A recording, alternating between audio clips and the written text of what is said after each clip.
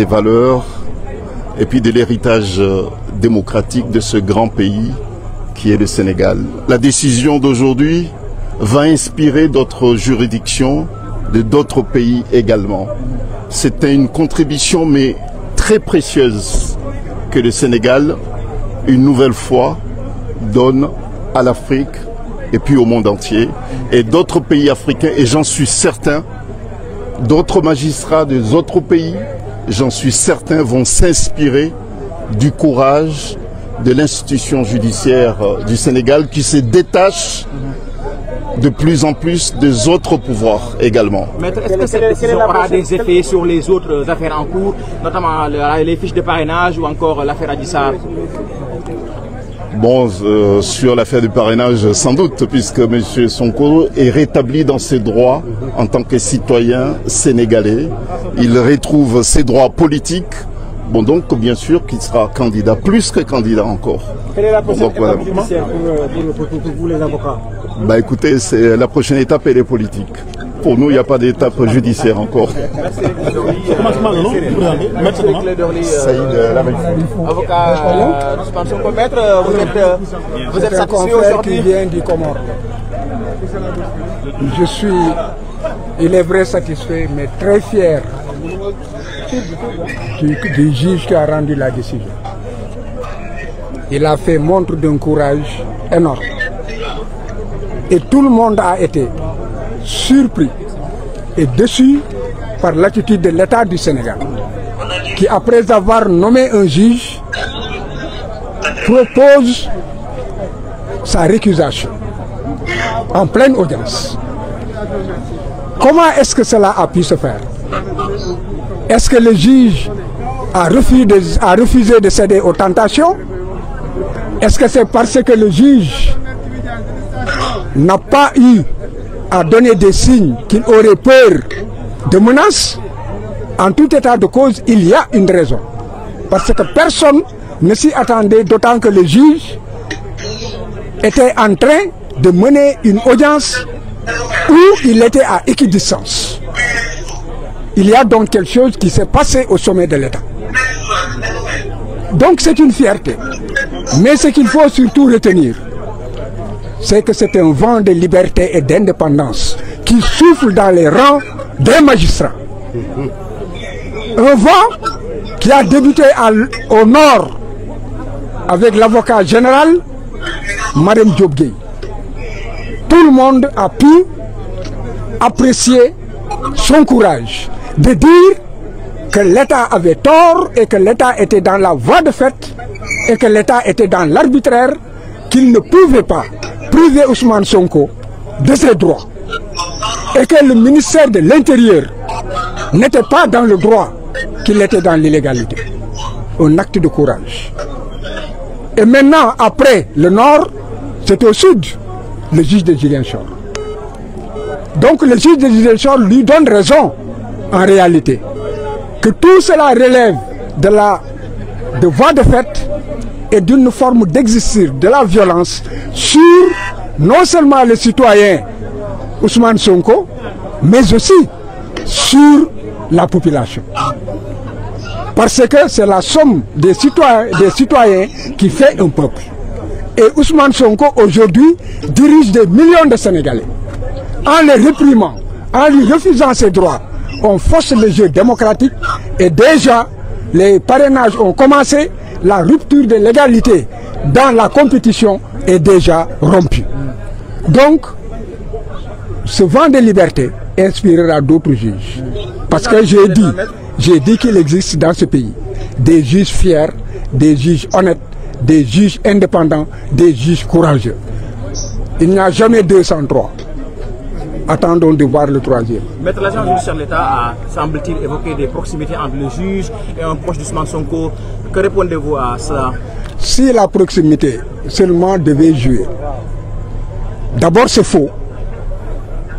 Parce que Ousmane Sonko ne connaît pas le juge ne le connaît pas. C'est une vérité. Mais l'État dit que le juge aurait un frère qui serait un collègue de Ousmane Sonko.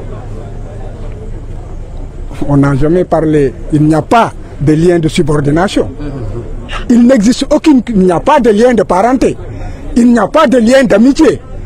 Et il n'est pas dit que le juge connaît Ousmane Sonko. Alors, mais c'est quoi la conséquence maintenant? Est-ce que cela veut dire qu'Ousmane Sonko va être candidat? Est-ce qu'il y aura une incidence sur les autres affaires judiciaires? La candidature d'Ousmane Sonko est une exigence sociale, c'est une exigence du peuple sénégalais. Est-ce que juridiquement c'est possible maintenant? Juridiquement, Ousmane Sonko doit être candidat. Nous nous battrons et le dernier mot appartient au peuple sénégalais. La décision de Ziguinchor, on peut dire que c'est acté. À partir de la décision de Ziguinchor, dès demain, il devrait pouvoir commencer les parrainages. Merci. Si vous voulez mettre, lan ngeen jàpp tey ci tënk ci li nga xam ne moo di li fi xew tey. li ñu jàpp moom moo di que juge bi la ndaw si waxoon ci bërëb ba kawe ba cour suprême Mariam Diop Gueye dëgg ba mu fa waxoon ne jaay doole la ñu bëgg a teg Ousmane et que li ñuy def yëpp teguñu ko ci yoon que yëfu wayu yi ñuy def dañ koo war a arrêter et que ñu bàyyi Ousmane comme tous les citoyens mu retirer fiche am dégg nga mun a participer ci parrainage yi loolu la kii firndeel tey mais kii dafa gën a sori dafa nekk lii état bi def wéeru ko fenn tegu ko ci xam-xam tegu ko ci dëgg kon boog nañu dindaat Ousmane niñ ko dindee faase ko nañ ko ci delloowaat ci ni mu gën a gaawee te bu ñu jëlee ci du ñu jël benn mesure boo xam ne mun na tere Ousmane nekk ci liste yi te Ousmane bu nekkee ci liste yi day wane que ne Ousmane day nga candidat la à la candidature. Maître agent judiciaire l'État nee na Sonko dafa jege mbokku kenn ci juge bi moo tax mu recusé ko. tontu naa la nee naa la ko yoon jege mooy lan waxul ne que Ousmane xam na juge bi waxul ne que Ousmane lekk naag juge bi waxul ne que aussi nan la tuddati Ousmane Sonko ak juge bi am na firnde ne que nan la tuddati. jokkoo nañu comme yéeru ko fenn dañoo jafur nguur goo xam ne dafa nekk ci jeexantalam tey jii jafur nañu xamatuñu fu ñu jëm wóolootuñu kenn képp koo xam ne que xam nañ ne que kii bu ñu xëy na bu ñu jéemee ger doxul ñu xoqatal doxul bu boobaa duñ la wóolu ñàkk loolu moo tax fi mu ne xamatuñu ñoom fu ñu jublu wante nañu xam ne que junni magistrat ngi ci dëkk bi ñoo xam ne am nañu fit bi am nañu sañ-sañ bi am nañu xam-xam bi te bu yàlla dogalee mu dox seen loxo dañu leen di gën a bottiwaat rek ci suuf. mais ban njeexital léegi la décision bi am plan judiciaire ndax Sonko. moom moo di que Ousmane Sonko dafa war a commencer ay parrainage am te it war a déposer candidature te loolu nag loolu moom mooy yoon dégg nga. lii ñuy def yëpp maanaam ci xeetu noot la wante Sénégal yi yeewu nañu kenn du nangu ñu noot ñu te kenn it du nangu ñi nga xam ne dañoo jeexal ñu doon ay xong faaf dégg nga bëgg fee toog abada dayi man loolu day dàkk.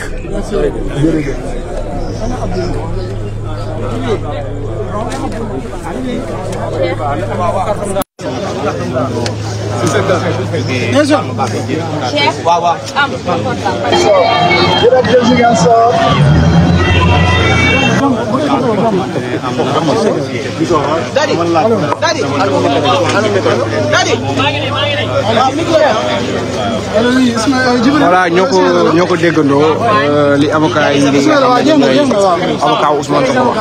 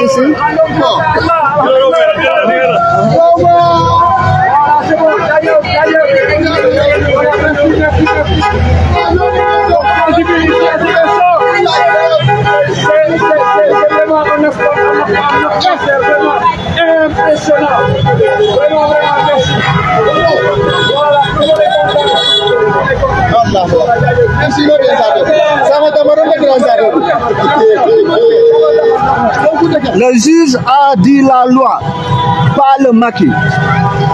Juge bi loi la wax, loi la wax.